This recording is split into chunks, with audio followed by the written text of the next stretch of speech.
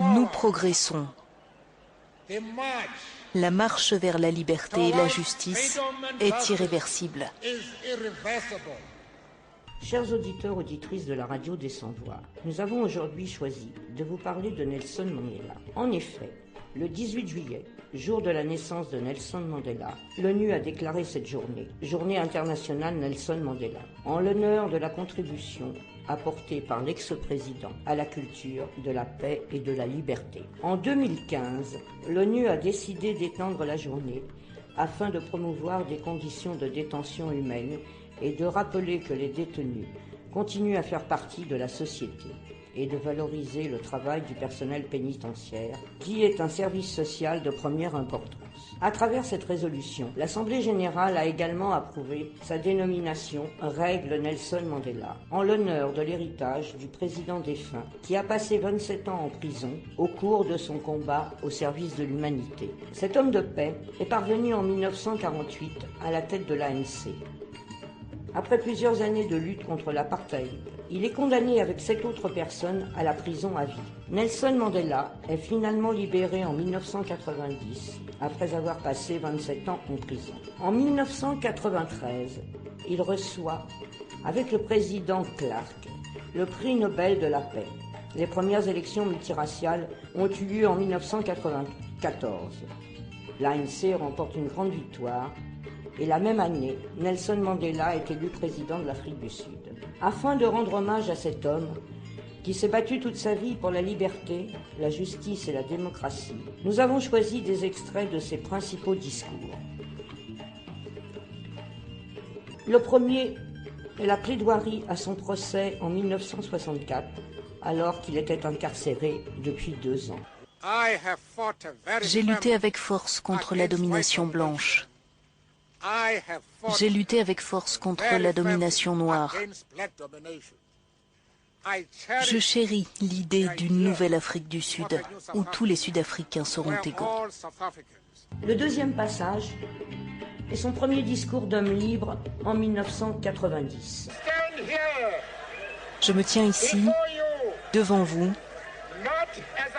non pas comme un prophète, mais comme votre humble serviteur, le serviteur du peuple.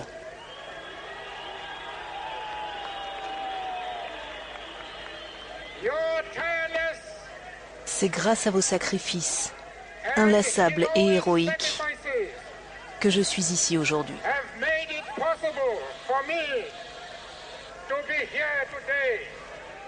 Nelson Mandela conclura son discours en citant les derniers mots de sa plaidoirie de 1964.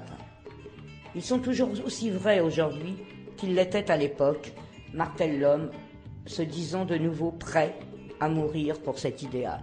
Le troisième discours est celui comme récipiendaire du prix Nobel de la paix en 1993. Qu'il ne soit jamais dit par les générations futures que l'indifférence, le cynisme et l'égoïsme nous ont empêchés d'être à la hauteur des idéaux humanistes. Que chacune de nos aspirations prouve que Martin Luther King avait raison quand il disait que l'humanité ne peut plus être tragiquement liée à la nuit sans étoiles, du racisme et de la guerre.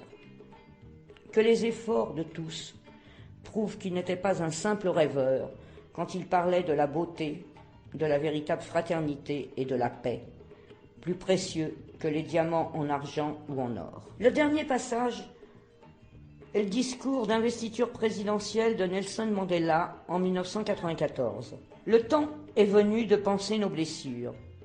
Le moment est venu de réduire les abîmes qui nous séparent. Le temps de la construction approche. Nous avons enfin accompli notre émancipation politique. Nous nous engageons à libérer tout notre peuple de l'état permanent d'esclavage, à la pauvreté, à la privatisation, à la souffrance, à la discrimination liée au sexe ou à toute autre discrimination. Nous avons réussi à franchir le pas vers la liberté, dans des conditions de paix relatives. Nous nous engageons à construire une paix durable, juste et totale. Nous avons triomphé dans notre effort pour insuffler l'espoir dans le cœur de millions de nos concitoyens. Nous prenons l'engagement de bâtir une société dans laquelle tous les Sud-Africains, blancs ou noirs, pourront marcher la tête haute, sans aucune crainte, au fond de leur cœur, assurés de leurs droits inaliénables à la dignité humaine. Une nation arc-en-ciel en paix, avec elle-même et avec le monde. Le soleil ne se couchera jamais sur une réussite humaine si glorieuse.